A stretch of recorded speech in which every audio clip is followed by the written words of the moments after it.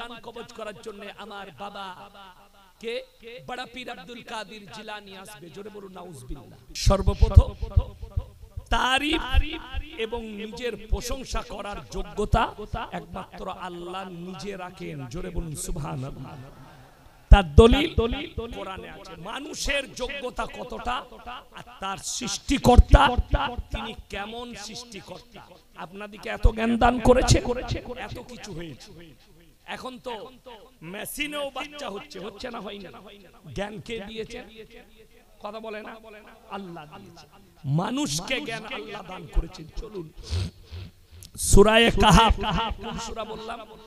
সূরা কাহাফ একবারই শেষ আয়াত, তার আগের আয়াতটা কুল্লাউ কানাল বাহরু মিদাদাল লিকালিমাতি রাব্বি লানাফিদাল বাহরু ক্বাবলা আন তানফাদা কালিমাতু রাব্বি ওয়ালাউ জিনা বিমিসলিহি মাদাদা।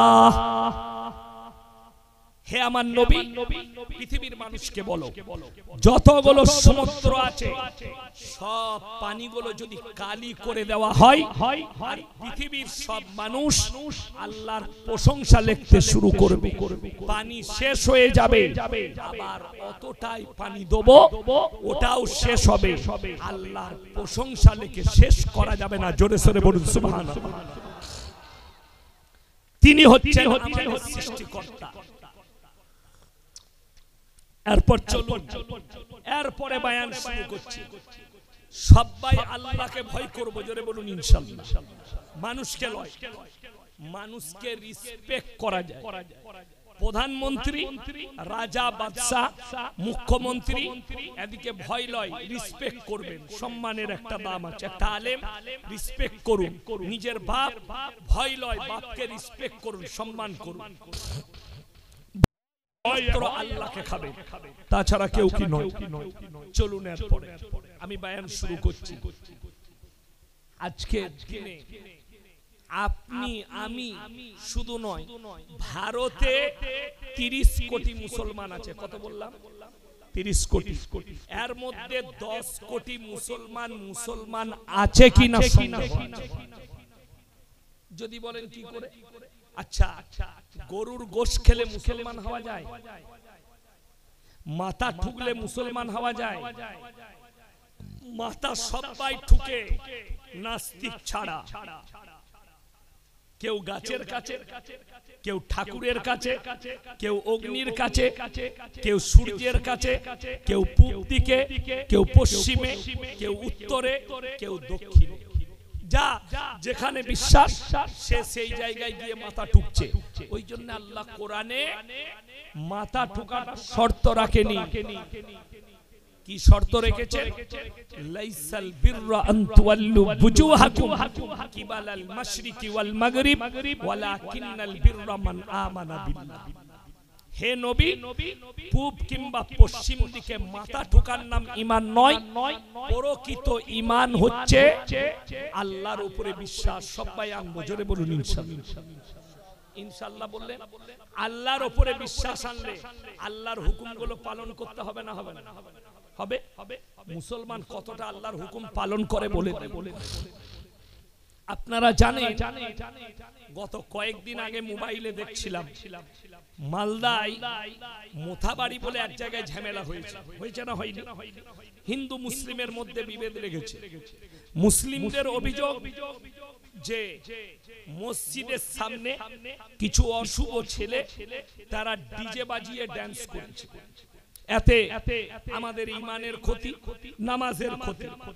আমি 1 মিনিটের লেগে মেনে নিলাম, কোন হিন্দু ভাই তার মিছিল নিয়ে যাচ্ছে, এতে ক্ষতি হয়েছে। আমি হাওড়া জেলায় প্রমাণ দিচ্ছি, একটা হিন্দু ভাই একটা অমুসলিম ভাই তার ধর্ম পালন করবে, আপনার রাস্তা দিয়ে ডিজে নিয়ে পেরিয়ে যাবে, ঠাকুর ভাষা, আপনার নামাজের ক্ষতি, আপনার ঈমানের ক্ষতি, এটা আপনার বক্তব্য। চলুন সলম্বর চিনেন না? চিনেন না? ওর পাশেই একটা মসজিদ আছে, আছে না? না আছে। আমি এক্ষুনি বিকাল বেলায় যখন পেরিয়ে গেলাম তখন দেখে গেলাম বিশ্বাস করুন, মুসলিমদের ছেলেরা মসজিদের পাশে ডিজে লাগিয়ে হিন্দি গান চাপিয়ে ডান্স করছে। এই মিথ্যা বললাম না, সত্য সত্য কথা বলছি, নিজের চোখে দেখেছে, আল্লাহ সাক্ষী আছে। এই ডিজে বাজাচ্ছে ঈদ উপলক্ষে, তখন তোমার নামাজের ক্ষতি হয়নি, তোমার ইমানের ক্ষতি হয়নি। কাকে গালি দিচ্ছ তুমি? সে তার ধর্ম পালন করছে। সব থেকে বড় ইসলামের দুশ্মন এই যুবকগুলো। কথাটা বুঝতে পেরেছেন না পারেন? আমি নিট অ্যান্ড ক্লিন লোক। একটা হিন্দু ভাই তার ধর্ম তোমার কষ্ট হয়। মুসলিমদের যুবকরা রাস্তায় গাড়ি ভাঙচুর করেছে, জানি না প্রশাসন তার কাজ করছে, সরকার তার কাজ করবে, প্রশাসন বিচার করবে, যে যা করেছে তার বিচার প্রশাসন করবে। আমি খালি বলতে চাইছি যে একটা হিন্দু ভাই তার ধর্ম পালন করলে যদি আপনার নামাজের ক্ষতি হয়, আপনার ইমানের ক্ষতি হয়, সেই পাড়াতেই আমি হাওড়া জেলায় প্রমাণ দেব, মুসলিমদের লোক বেটার বিয়ে দিচ্ছে, বাড়িতে 3 দিন ডিজে বাজাচ্ছে। ঠিক বললাম না? বললাম না? হাওড়া জেলায় প্রমাণ দেব, পশ্চিম বাংলায় প্রমাণ দেব। তখন তোমার ইমানের ক্ষতি হয়নি, তোমার নামাজের ক্ষতি হয়নি। ওই জন্য আল্লামা ইকবাল লিখেছেন, ইস ঘর কো আগ লাগি ঘর কি চিরাগ। মুসলমান, তোমরা নিজের ঘরে নিজের আগুন ধরিয়েছ। এই অশুভ ছেলেরা, এরা ইসলামের বদনাম করছে, এরা বলছে আমরা মুসলমান। রমজানে 30টা রোজা রাখলো, ঈদ উপলক্ষে আপনাদের জলসা। আমাদের এলাকায় জানেন এত ভালো মুসলমানরা, আজকে হচ্ছে ঈদ উপলক্ষে বুগি বুগি ড্যান্স। হ্যাঁ, 3 দিন পরে আবার ওই স্টেজে জলসা হবে। বক্তা 24 পরগনার, আমি নাম লুব না। আমি মনে করেছি ফোনেতে তাকে বলে দেবো, আপনি যে স্টেজে বক্তব্য দিবেন ওই স্টেজেই অমুক রায় অমুক সিরি এসে ন্যাংটো ড্যান্স করে গেছে। আবার ওই বক্স মাইকি জলসা হবে। কত বরকত, বুঝতে পেরেছে? বরকতে সীমা থাকবে? মুসলমানরা জানে, যা পাপ করবি কর, হুজুররা আছে এমন দোয়া করবে জান্নাত রেডি। তোর হুজুর মার খাবে, তুইও খাবি। এই করেই তো সমাজ শেষ হয়েছে। সমাজটা এই করে শেষ হয়েছে আমাদের দেশে। সুদ খাওয়া হারাম না হালাল? এটা আপনি হারাম বলেন আর না বলেন, কোরআন বলেছে ওয়াহাল্লাল্লাহুল বাইয়া ওয়া হারামাল রিবা। সুদ তোমাদের জন্য হারাম, ব্যবসাকে হালাল করেছি। তার মানে এই থানাটা কোন থানা? উলুবেড়িয়া। এই পুরো উলুবেড়িয়া থানায় একটা মুসলমান সুদখোর নাই, তাই তো? কথা বলে না? আছে। এরপর বলুন, সারা জিন্দেগি সুদের কারবার করেছে, দিয়ে হযরত মরে গেল, তার জানাজার নামাজ হলো, দিয়ে 40 দিনের মাথায় হুজুরকে ডেকে তার নামে মিলাদ আর বিরিয়ানি খাওয়া দাওয়া দিয়ে রাতের বেলায় মিলাদ হচ্ছে। হুজুরকে দেশি মুরগি আর পরোটা খাওয়াইছে। ধরলেন আমাকে, এবং আমি দোয়া করলাম, আল্লাহ তুমি ভাইয়ানকে জান্নাতুল ফিরদাউস দান করো। আল্লাহ আমাকে যখন নজরানা দিয়েছে, একে জান্নাতে দিতেই হবে। সেই হুজুর মার খাবে না? খাবে না। আচ্ছা, কারু কারু মনে মনে হবে মানুষটা মুসলমান ছিল, সুদ খেয়ে মারা গেছে। কে বললে? যে হারাম জানার পরে সুদ খাচ্ছে সেই মুসলমান নেই। কেন? আল্লাহ যখন হারাম বললে, সেই হারাম কাজ কেউ করলে সে আল্লাহর সঙ্গে যুদ্ধ করলো না? করলো না? যুদ্ধ ঘোষণা করলো। শুধু তাই নয়, রাসূল আকরাম সাল্লাল্লাহু আলাইহি সাল্লামের হাদিস, কেউ যদি 1 টাকা সুদ খায়, নিজের মায়ের সঙ্গে 36 বার জিনা করার সমান পাপ। নাউজুবিল্লাহ বলে। এই লোক রাসূলের সঙ্গে যুদ্ধ ঘোষণা করছে। আপনারা বলুন, নবীজির থেকে দামি লোক পৃথিবীতে কেউ এসেছে? আসে নাই। আর কিয়ামত পর্যন্ত আসবে? আসে নাই। নবীরা জান্নাতি না জান্নাতি নয়? নবীরা জান্নাতি, নবীরা নিষ্পাপ। চলুন, আমাদের নবী শুধু নবী নয়, তিনি হচ্ছেন ইমামুল আম্বিয়া। কি বললাম? ইমামুল আম্বিয়া। এই ইমামুল আম্বিয়া অনেক জনার খটকা লাগে, মানে সমস্ত নবীদের ইমাম। কথাটা বুঝতে পারেন? আপনাদের মসজিদে ইমাম সাহেবের পেছনে আপনারা নামাজ পড়ছেন বলেই তো বলছেন আমাদের ইমাম, ঠিক কি না? কথা বলে। তাহলে নবীজি যখন দুনিয়ায় ছিলেন তখন আর কোন নবী বেঁচে ছিলেন? কথা বলে না? ছিলেন না। তাহলে ইমামুল আম্বিয়া কি করে হলেন? সমস্ত নবীদের ইমাম কি করে হলেন? সরদার বলতে পারে সমস্ত নবীদের, কিন্তু ইমামুল আম্বিয়া তিনারা কি নবীর পেছনে নামাজ পড়েছেন? দলিল আছে কোরআনে, সমস্ত পয়গম্বররা, নবীরা নবীজির পেছনে 2 রাকাত নামাজ পড়েছেন। নবীজি ছিলেন ইমাম। জোরে বলুন সুবহানাল্লাহ। জায়গাটা কোথায়? বাইতুল্লাহ, জেরুজালেম, ফিলিস্তিনের আল আকসা মসজিদ।